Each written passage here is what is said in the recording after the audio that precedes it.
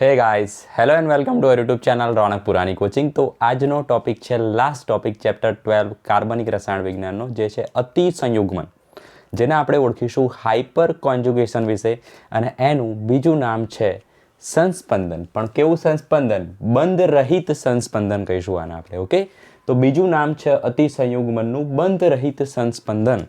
એનો મતલબ એવો થયો કે સંસ્પંદનની જેમ આ જે પ્રક્રિયા છે અતિ સંયુગ્મન, એમાં પણ શું થતું હશે? ઇલેક્ટ્રોનનું સ્થળાંતરણ થતું હશે. ઓકે, તો સંસ્પંદન એટલે કે રેઝોનન્સની અંદર પાઈ ઇલેક્ટ્રોનનું સ્થળાંતરણ થાય છે, જ્યારે અતિ સંયુગ્મનમાં સિગ્મા ઇલેક્ટ્રોનનું સ્થળાંતરણ થાય છે. આટલો ફરક છે. ઓકે, આ અસર કેવી છે? કાયમી છે કે નથી? તો આ અસર કેવી છે? કાયમી છે. આગળ જે આપણે અસર જોઈ ગયા એ કેવી હતી? કાયમી નથી. ઓકે, ઇલેક્ટ્રોમેરિક અસર કેવી છે? ટેમ્પરરી છે. એની આપણે વાત કરી ગયા. તો ફટાફટ સ્ટાર્ટ કરીએ અતિ સંયુગ્મન વિશે. તો એકદમ કન્સેપ્ચ્યુઅલ સમજીશું આપણે. બુક ગાઈડમાં જે વ્યાખ્યા આપી છે એને ગોખવાનું ટ્રાય નહીં કરીએ, એનું ગોખવું તો જોઈએ જ નહીં. ઓકે, તો આપણે એ જે ડેફિનેશન આપી હોય ગાઈડ અથવા બુકની અંદર, એને શું કરી શકીએ? એમાં થોડુંક મોડિફાઈ કરી શકીએ.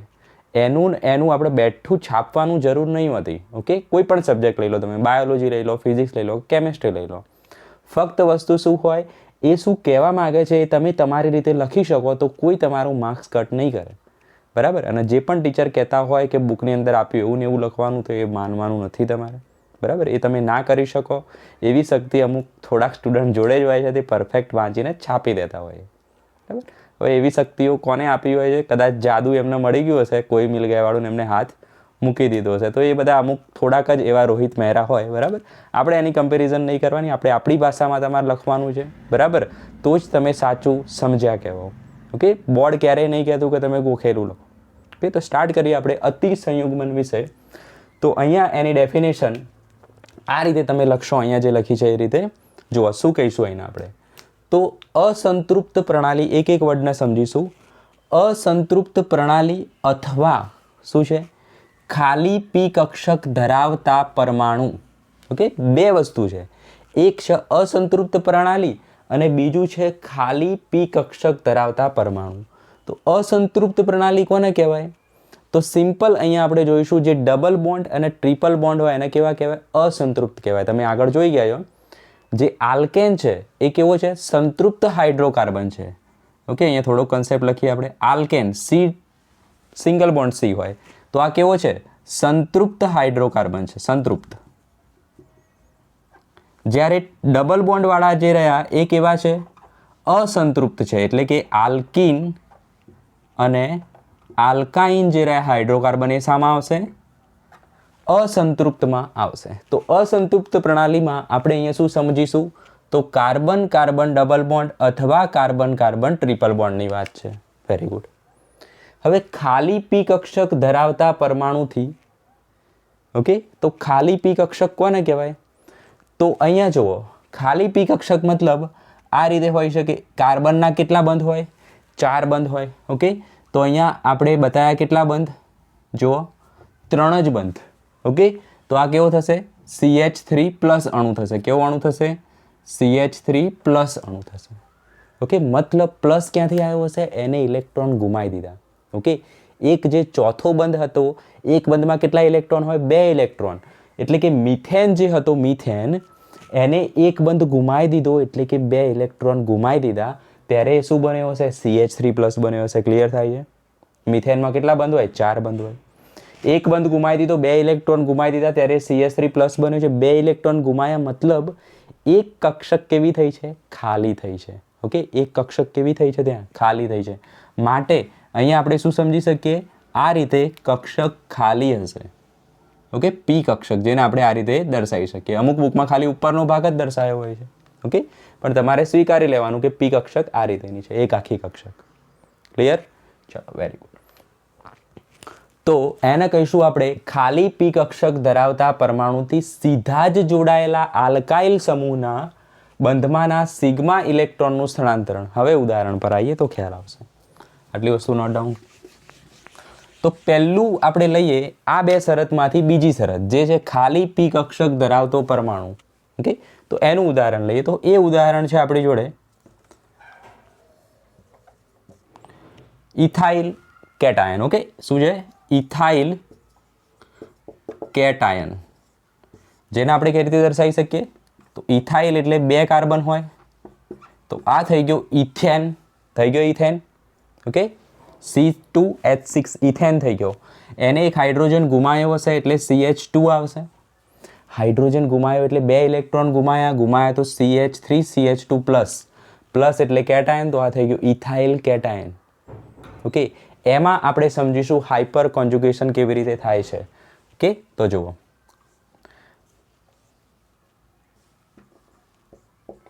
આ આપણે બનાવ્યો છે ઇથાઇલ કેટાયન, અહીંયા પ્લસ છે.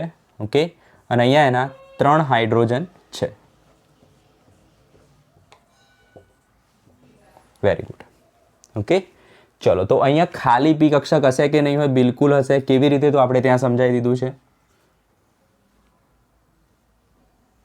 ચલો, ખાલી પી કક્ષક થઈ ગઈ. ખાલી ઉપરનો ભાગ દર્શાવો તો પણ ચાલશે. ઓકે, અહીંયા ખાલી પી કક્ષક છે. તો હવે શું થશે? હવે આના ભૂલી જાઓ, ખાલી વ્યાખ્યા આના માટે સમજો. તો ખાલી પી કક્ષક ધરાવતો પરમાણુમાંથી સીધા જ જોડાયેલો આલ્કાઇલ સમૂહ. આ ખાલી પી કક્ષક ધરાવતો પરમાણુ કોણ છે? કાર્બન. તો અહીંયા લખો, ચલો, ખાલી પી કક્ષક ધરાવતો પરમાણુ, ખાલી પી કક્ષક ધરાવતો પરમાણુ થી સીધો જ જોડાયેલો આલ્કાઇલ સમૂહ. આલ્કાઇલ સમૂહ કોણ છે? આ રહ્યો આખો મિથાઇલ સમૂહ. ઓકે, તો આ આખાને આપણે શું કહી શકીએ? આલ્કાઇલ સમૂહ. હવે ડેફિનેશનમાં ખબર પડી હશે, એટલે કે મિથાઇલ સમૂહ. સીધો જ જોડાયેલો આલ્કાઇલ સમૂહના બંધમાંના સિગ્મા ઇલેક્ટ્રોનનું સ્થળાંતરણ. તો આ આલ્કાઇલ સમૂહમાં સિગ્મા ઇલેક્ટ્રોન કયા છે? તો આ એક બંધ રહ્યો એ કેવો હોય? સિગ્મા હોય. આ રીતે હોય તો એક બંધ સિગ્મા હોય. ઓકે, 2 બંધ હોય તો એક સિગ્મા હોય, એક પાઈ હોય. ખ્યાલ આવ્યો? તો એ રીતે અહીંયા શું છે? એક સિગ્મા છે. તો આ પણ સિગ્મા બંધ, આ પણ સિગ્મા બંધ અને આ પણ સિગ્મા બંધ. ઓકે, ઓકે, તો એનું શું થશે? સ્થળાંતરણ, સિગ્મા ઇલેક્ટ્રોનનું સ્થળાંતરણ થશે. ચલો, કેવી રીતે થશે? તો જુઓ, આ જે છે સિગ્મા ઇલેક્ટ્રોન હશે આ સિગ્મા બંધની અંદર, એક આ ઇલેક્ટ્રોન, એક આ ઇલેક્ટ્રોન, 2 ઇલેક્ટ્રોન હશે, તો અહીંથી તૂટી જાય બંધ. ઓકે, તો આ 2 ઇલેક્ટ્રોન ક્યાં આવી જશે? આ ખાલી કક્ષકમાં આવી જશે. અને અહીંયા બુકની અંદર આ રીતેનું સંયુગ્મન બતાવેલું હોય છે, મતલબ ઇલેક્ટ્રોન ત્યાં આગળ જતા રહેશે. તો કેવી રીતે જોઈ શકીએ એને આપણે? જો, આ હાઇડ્રોજન એમના એમ રહેશે, આ હાઇડ્રોજન એમના એમ રહેશે.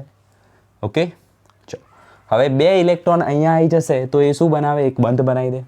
2 ઇલેક્ટ્રોન ભેગા થઈને એક બંધ બનાવી દેશે. હવે બંધ બની ગયો તો અહીંયા હાઇડ્રોજન તો હતો જ, અહીંયા પણ હાઇડ્રોજન હતો. રાઈટ? બંધ બની ગયો તો હવે પ્લસ ચાર્જ આવે? ના આવે. કાર્બનના 4 બંધ થઈ ગયા છે.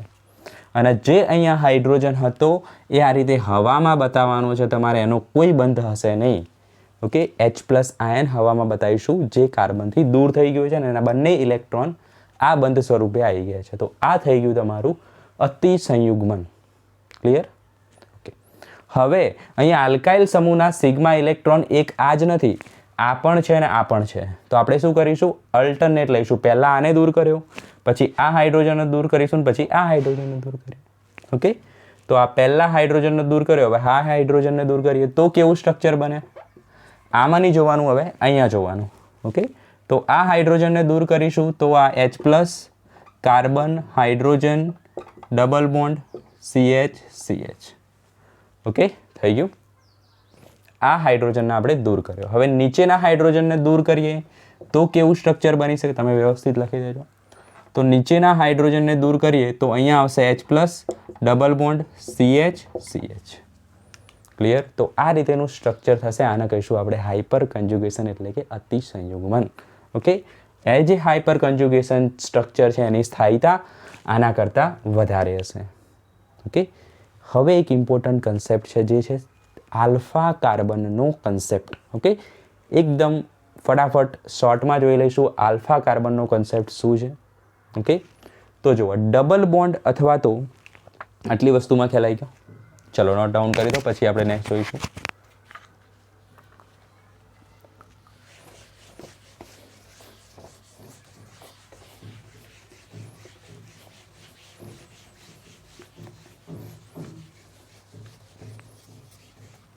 આલ્ફા કાર્બનનો કોન્સેપ્ટ થોડોક સાઈડમાં લખશો તમે.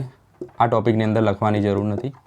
આલ્ફા કાર્બન શું છે? તો કોઈ પણ ક્રિયાશીલ સમૂહ હોય એની સાથે સીધો જ જોડાયેલો કાર્બન એને આલ્ફા કાર્બન કહેવાય. ઓકે, તો જુઓ, ક્રિયાશીલ સમૂહથી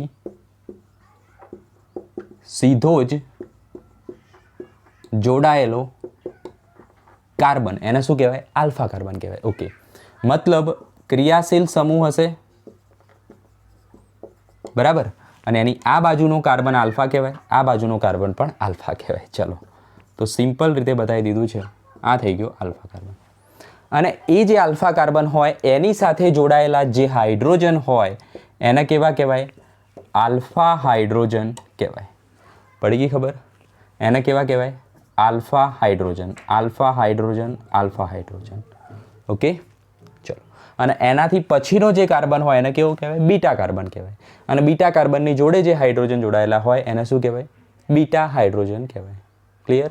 તો ફોર એક્ઝામ્પલ આપણી જોડે CH3CH ડબલ બોન્ડ CH2 આવું સ્ટ્રક્ચર છે. પૂછ્યું હોય તમને કેટલા આલ્ફા હાઇડ્રોજન છે, શોધી કાઢો. ચલો, તો ક્રિયાશીલ સમૂહ કયો છે અહીંયા? Carbon carbon double bond. આ છે ક્રિયાશીલ સમૂહ. ઓકે, કાર્બન કાર્બન ડબલ બોન્ડને પણ આપણે ક્રિયાશીલ સમૂહ ગણી શકીએ. ઓકે, એના કારણે પ્રોપર્ટીઝ આવતી હોય. તો એની સાથે સીધો જોડાયેલો કાર્બન કોણ છે? આ રહ્યો. તો આને કહીશું આપણે આલ્ફા કાર્બન. ઓકે, અને એની સાથે કેટલા હાઇડ્રોજન છે? 1 2 અને 3. તો 3 આલ્ફા કાર્બન થશે, 3 આલ્ફા હાઇડ્રોજન થશે અને 1 આલ્ફા કાર્બન થશે. ઓકે, તો આ સ્ટ્રક્ચરમાં આલ્ફા કાર્બન 1 છે પણ આલ્ફા હાઇડ્રોજન 3 છે. ક્લિયર? ચલો, આટલી વસ્તુ ખબર હોવી જોઈએ. ચલો, એક ઉદાહરણ જોઈએ. CH3COOH. તો આ શું થઈ ગયું? ક્રિયાશીલ સમૂહ. ઓકે, કેટલા આલ્ફા કાર્બન થશે? આની જોડાયેલો સીધો કાર્બન એટલે આ. ઓકે, તો 1 આલ્ફા કાર્બન અને 3 આલ્ફા હાઇડ્રોજન થશે. ઓકે, તો આ કન્સેપ્ટને ખાસ સમજજો, કામમાં આવશે. જરૂરી નથી કે આલ્ફા કાર્બન એક જ બાજુ હોય. જુઓ, C double bond C, CH3 અને CH3. ઓકે, ચલો, આમાં શોધી દો કેટલા આલ્ફા કાર્બન અને કેટલા આલ્ફા હાઇડ્રોજન છે. તો આ થઈ ગયો ક્રિયાશીલ સમૂહની નજીકનો સીધો જોડાયેલો કાર્બન. તો આ પણ આલ્ફા કાર્બન છે અને આ પણ આલ્ફા કાર્બન છે. મતલબ આલ્ફા કાર્બન 2 છે અને આલ્ફા હાઇડ્રોજન 6 છે, 3 ના 3 છે. ચલો, તો આનો થોડો ઘણો યુઝ હવે આવશે. જોઈએ, તો આ વસ્તુ આપણે સમજી લીધી છે. હવે સમજીએ આપણે અસંતૃપ્ત પ્રણાલીની અંદર કેવી રીતે હાઇપર કોન્જ્યુગેશન અતિસંયુગ્મન થતું હોય છે. તો અસંતૃપ્ત પ્રણાલી તરીકે આપણે ઉદાહરણ લઈએ નેક્સ્ટ પ્રોપીન. ઓકે, આ બધા જ વર્ડ બુકની જે વ્યાખ્યા છે, ગાઈડની વ્યાખ્યા એમાં આપેલા છે. આપણે એને વ્યવસ્થિત ગોઠવી દીધા છે. બરાબર, ચલો, તો CH3CH ડબલ બોન્ડ CH2 આ થઈ ગયો પ્રોપીન. ઓકે, તો એમાં અતિસંયુગ્મન કેવી રીતે થશે એ સમજીએ. તો આમાં આલ્ફા કાર્બન અથવા આલ્ફા હાઇડ્રોજન કયો છે જોઈ લો. આ થઈ ગયું ક્રિયાશીલ સમૂહ. તો આ થશે આપણો આલ્ફા કાર્બન અને એના કેટલા હાઇડ્રોજન છે? 3. ઓકે, ચલો, તો સ્ટ્રક્ચર ડ્રો કરીએ આપણે.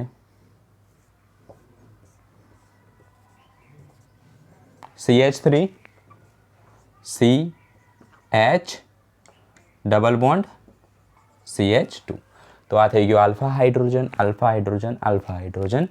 ઓકે, આ થશે એનો સિગ્મા બંધ, સિગ્મા બંધ, સિગ્મા બંધ. Okay, very good.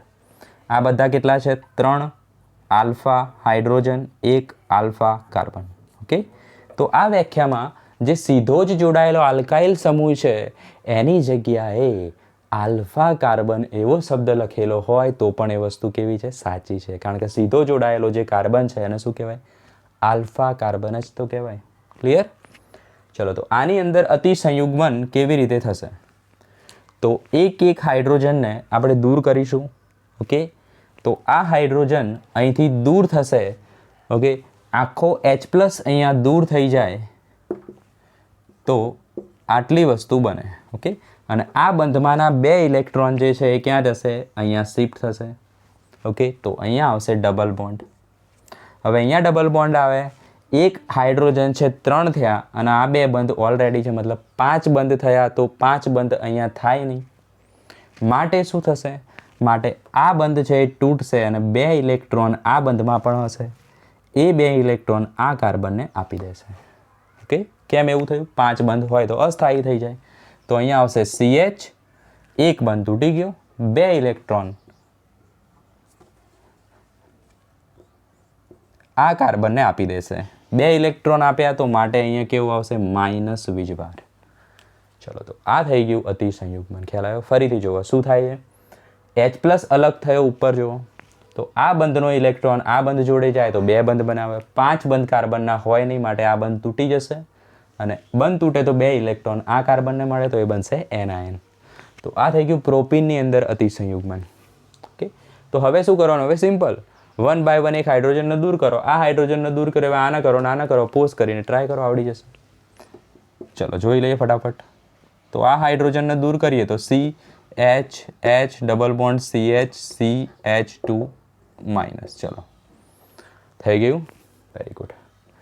નેક્સ્ટ જુઓ, નીચેનો હાઇડ્રોજન દૂર કરીએ તો C ડબલ બોન્ડ, અહીંયા હાઇડ્રોજન, હાઇડ્રોજન CH2 માઇનસ. ચલો થઈ ગયું. તો આ થઈ ગયું પ્રોપીનની અંદરનું અતિસંયુગ્મન. તો આ શું છે? પ્રોપીન અસંતૃપ્ત પ્રણાલી, ડબલ બોન્ડ. ઓકે, અસંતૃપ્ત પ્રણાલીથી સીધો જ જોડાયેલો આલ્કાઇલ સમૂહ. આ છે આલ્કાઇલ સમૂહ ના બંધમાંના સિગ્મા ઇલેક્ટ્રોનનું સ્થાનાંતરણ. આ સિગ્મા ઇલેક્ટ્રોનનું સ્થાનાંતરણ થઈ ગયું. તો અહીંયા વ્યાખ્યા સમજવા માટે અહીંયા લખી દઈએ અસંતૃપ્ત પ્રણાલી. એકચ્યુઅલમાં તો આખી અસંતૃપ્ત જ કહેવાય. ઓકે, એનો શું છે? સીધો જોડાયેલો આલ્કાઇલ સમૂહ આ રહ્યો. ઓકે, તો નોટ ડાઉન કરો ફટાફટ. હવે આપણે જોઈશું અતિસંયુગ્મનથી કેવી રીતે એક્ઝામ્પલ સોલ્વ કરી શકો. ઓકે, એનાથી સ્થાયીતાનો કન્સેપ્ટ આપણે સમજીશું. ક્લિયર? ચલો,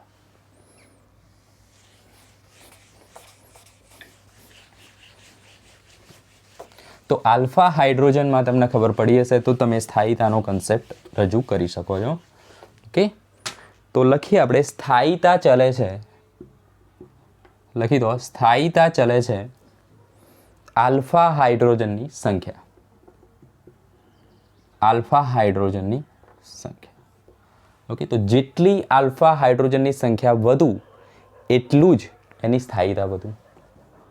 અને સ્થાયીતા ચલે છે અતિસંયુગ્મન બંધારણની સંખ્યા. અતિસંયુગ્મન બંધારણની સંખ્યા. હવે જુઓ, કોઈ એક સ્ટ્રક્ચર છે જેની અંદર આ રીતે છે અને અહીંયા એક જુઓ. હવે આલ્ફા કાર્બન કોને કહેવાય? આ ડબલ બોન્ડ થઈ ગયો ને અહીંયા કાર્બન આવી ગયો તો આ આલ્ફા કાર્બન થઈ ગયો. તો આ આલ્ફા કાર્બનની જોડે કોઈ સ્ટ્રક્ચરમાં 2 હાઇડ્રોજન છે. ઓકે, અહીંયા ક્લોરીન બ્લોરીન કેવું કંઈક છે. ચલો, અને કોઈ એક સ્ટ્રક્ચરમાં અહીંયા 3 હાઇડ્રોજન છે. ચલો, તો જોઈને મને કહી દો કે કયા સ્ટ્રક્ચરમાં વધારે અતિસંયુગ્મન બંધારણો જોવા મળશે. તો આમાં કેટલા જોવા મળશે? 2. એકવાર આ હાઇડ્રોજન જશે, એકવાર આ હાઇડ્રોજન જશે. જ્યારે અહીંયા 3 વાર બનશે, એકવાર આ, એકવાર આ, એકવાર આ, તો 3 બંધારણ બન્યા. તો એનો મતલબ શું થયું? જેટલા બંધારણો વધારે એટલી જ સ્થાયીતા વધારે. અને બંધારણો વધારે ક્યારે બને? જો આલ્ફા હાઇડ્રોજનની સંખ્યા વધારે હોય તો બંને વસ્તુ એક જ થઈ. બરાબર? જો આલ્ફા હાઇડ્રોજનની સંખ્યા વધારે હશે તો બંધારણ વધારે હશે, અને બંધારણ વધારે બનશે તો સ્થાયીતા પણ વધારે હશે. તો એક ટોપિક છે, એક ક્વેશ્ચન છે એના રિલેટેડ. કયા બંધારણની સ્થાયીતા વધુ છે? ઓકે, તો ફોર એક્ઝામ્પલ CH, ચલો CH3 thrice C+. Okay, next છે CH plus CH3 twice, CH2 plus CH3, okay, and CH3 plus. ચલો, તો 3માંથી કોની સ્થાયીતા વધારે છે એ આપણે નક્કી કરવાનું છે. તો નક્કી કઈ રીતે થાય? જેટલા આલ્ફા હાઇડ્રોજન વધુ એટલી સ્થાયીતા વધુ. તો આ સ્ટ્રક્ચરને આપણે સમજવું હોય તો C+, ઓકે, એની જોડે કેટલા CH3 છે? 3 CH3 છે. કોની જોડે? આ કાર્બન જોડે. તો આની જોડે 3 CH3 બનાવી દો, આની જોડે પણ 3 CH3, આની જોડે પણ 3 CH3. ઓકે, જો હવે સ્ટ્રક્ચરમાં કેટલા આલ્ફા કાર્બન છે? તો આને માની લઈએ C+ કેટાયન જે રહ્યો એને માની લઈએ ક્રિયાશીલ સમૂહ છે. તો એની સાથે ડાયરેક્ટ જોડાયેલો કાર્બન આ છે અને એની સાથે કેટલા હાઇડ્રોજન છે? 3. ઓકે, તો આલ્ફા કાર્બન લખીએ આપણે 3, 1, 2 અને 3, અને આલ્ફા હાઇડ્રોજન લખીએ આપણે 3 તરી 9. અહીંયા આપણે જરૂર ફક્ત આલ્ફા હાઇડ્રોજનની છે, પણ કન્સેપ્ટ સમજવા માટે બંને વસ્તુ લખી દીધી. ઓકે, તો પહેલા સ્ટ્રક્ચરમાં આલ્ફા હાઇડ્રોજન થઈ ગયા કેટલા? 9. આમાં કેટલા થશે જુઓ, તો C+ છે, હાઇડ્રોજન પણ અહીંયા લખી દઈએ, અને અહીંયા છે CH3 અને અહીંયા છે CH3. Okay, CH3 twice. તો કેટલા કાર્બન થયા આલ્ફા કાર્બન? તો આલ્ફા કાર્બન થયા 2 અને આલ્ફા હાઇડ્રોજન થયા 6. 3 દુ 6, 3 ને 3 6. આના કહેવાય, બરાબર. આની સાથે જોડાયેલા કાર્બનનો જ ગણવાનો, આની સાથે જોડાયેલા કાર્બનનો ગણવાનો. આના આલ્ફા હાઇડ્રોજન ના કહેવાય. આમાં કેટલા આવશે? તો C+ છે, CH3 છે. ઓકે, તો આની સાથે જોડાયેલો કાર્બન આલ્ફા કાર્બન આવશે 1 અને આલ્ફા હાઇડ્રોજન આવશે કેટલા? 3. ઓકે, અને આની સાથે કેટલા આલ્ફા કાર્બન છે? તો કોઈ કાર્બન જોડાયેલો છે જ નહીં, તો આલ્ફા કાર્બન કેટલા છે? 0 અને આલ્ફા હાઇડ્રોજન કેટલા છે? 0. ઓકે, તો સૌથી વધુ 9, પછી 6 અને પછી 3. તો સ્થાયીતા કોની વધારે થાય? જેટલા આલ્ફા કાર્બન વધારે, જેટલા આલ્ફા હાઇડ્રોજન વધારે એટલી સ્થાયીતા પણ વધારે. આલ્ફા કાર્બન નહીં જોવાના, શું જોવાનું છે? આલ્ફા હાઇડ્રોજન જોવાના છે. ઓકે, તો જરૂરી નથી કે જ્યાં આલ્ફા કાર્બન હોય ત્યાં આલ્ફા હાઇડ્રોજન હોય જ. જો આ કન્સેપ્ટ સમજાઈએ તો ફોર એક્ઝામ્પલ ચેક કરીને કહો, HCOOHમાં કેટલા આલ્ફા કાર્બન છે? ઓકે, કેટલા છે જુઓ. તો આ ફંક્શનલ ગ્રુપ થઈ ગયું, તો આલ્ફા કાર્બન એક પણ નથી. ઓકે, એ જ રીતે HCHOમાં શું છે? એક પણ આલ્ફા કાર્બન નથી. થોડીક બોલવામાં મિસ્ટેક થઈ હશે. ઓકે, બોલવામાં એવી મિસ્ટેક થઈ છે કે જરૂરી નથી કે આલ્ફા કાર્બન 0 હોય તો આલ્ફા હાઇડ્રોજન પણ 0 હોય, એવું જ હોય, બરાબર. કારણ કે આલ્ફા હાઇડ્રોજન શું છે? આલ્ફા કાર્બન સાથે જોડાયેલો હાઇડ્રોજન. ઓકે, જો આલ્ફા કાર્બન જ ના હોય તો આલ્ફા હાઇડ્રોજન હોવાની કોઈ શક્યતા નથી. ઓકે, તો એમાં થોડીક મિસ્ટેક થઈ હશે, તો એને સેટ કરી દો. આલ્ફા કાર્બન 0 તો આલ્ફા હાઇડ્રોજન પણ 0 જ. ઓકે, તો સ્થાયીતા કોના પરથી નક્કી કરશે? ગણી દેવાના કેટલા આલ્ફા હાઇડ્રોજન છે. તો આ થઈ ગયું હાઇપર કોન્જ્યુગેશન વિશે એકદમ ડિટેલમાં અતિસંયુગ્મન તમે સમજી લીધું હશે. એના ક્વેશ્ચન કેવી રીતે સોલ્વ કરશો એ પણ તમને આવડી ગયું હશે. બીજું નામ શું છે તો એ પણ આવડવું જોઈએ. બંધ રહિત સંસ્પંદન, એ પણ ઓપ્શનમાં લખેલું હોય અથવા થિયરીમાં પણ પૂછાઈ શકે છે. તો હોપ કે તમને ખ્યાલ આવ્યો હશે, કન્સેપ્ટ ક્લિયર થયા હશે. નેક્સ્ટ લેક્ચર આપણે સ્ટાર્ટ કરીશું હાઇડ્રોકાર્બન, મોસ્ટ ઇમ્પોર્ટન્ટ. ઓકે, કયા ચેપ્ટર 11થના ઇમ્પોર્ટન્ટ છે જે 12થમાં કામમાં આવશે? તો chapter 1, chapter 2, chapter 3, chapter 4. Okay, most important. આના વગર તમે આગળ નહીં જઈ શકો. ઓકે, પછી કયું? તો એના પછી છે સંતુલન, જે થોડું ઘણું ઇમ્પોર્ટન્ટ છે, પૂરેપૂરું નથી. થોડા ઘણા કન્સેપ્ટ આપણને આવડવા જોઈએ. ઉષ્માગતિશાસ્ત્ર એનાથી પણ થોડુંક ઇમ્પોર્ટન્ટ છે, મતલબ ચાલશે એમાં. ઓકે, પણ પહેલાં 4 તો પરફેક્ટ હોવા જોઈએ તમારા, એક પણ ડાઉટ એમાં ના હોવો જોઈએ. નેક્સ્ટ છે તમારું ઓર્ગેનિક કેમિસ્ટ્રી, જેના બંને ચેપ્ટર 12 અને 13 પરફેક્ટ હોવા જોઈએ, કોઈ ડાઉટ ના હોવો જોઈએ એમાં. ઓકે, ક્રિયાશીલ સમૂહો લઈ લો. ઓકે, કેન્દ્ર અનુરાગી પ્રક્રિયા લઈ લો, ઇલેક્ટ્રોન અનુરાગી પ્રક્રિયા લઈ લો, આવા નાના નાના કન્સેપ્ટ લઈ લો, બધી જ અસરો જોઈ લો તમે. ઓકે, હાઇડ્રોકાર્બનવાળું આખું ચેપ્ટર તમે શીખશો. તો એ બધા જે ચેપ્ટર છે એ મોસ્ટ ઇમ્પોર્ટન્ટ છે. જો તમે એના ડાઉટ્સ ક્લિયર નહીં કરો, એના સ્કીપ કરશો, તો 12થમાં ખૂબ જ તકલીફ પડશે, બરાબર ને? હેરાન થઈ જશો, બડા પછતાઓગે. ઓકે, તો એવું ના કરવું પડે. તો હજુ પણ તમારી જોડે ટાઈમ છે, ક્લિયર કરી દો એ ચેપ્ટર. ઓકે, તો ઓછી મહેનત પડશે 12થમાં. 11th કરતાં 12th એકદમ ઇઝી છે બધી જ રીતે. ઓર્ગેનિક પણ ઇઝી છે, ફિઝિકલ પણ ઇઝી છે. ઓકે, અને ઇનઓર્ગેનિક તો ગોખવાની વસ્તુ છે. તો નેક્સ્ટ વિડીયોમાં મળીએ, ત્યાં સુધી bye, all the very best.